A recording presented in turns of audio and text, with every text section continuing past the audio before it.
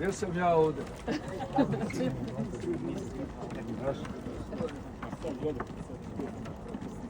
Izvolite. Šta bi ja mogao još da kažem što nisam rekao?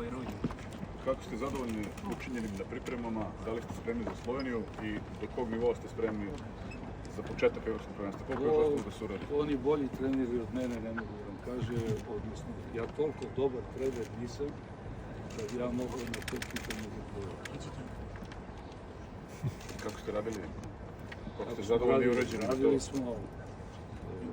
Radili smo onoliko koliko nam je vreme dozvoljavalo i radili smo onoliko toliko su igrači bili spremni da zahteve koje se postavljaju da se realizuju. To je jedan poseban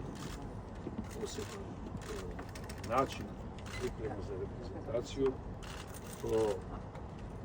To bi bilo dobro da me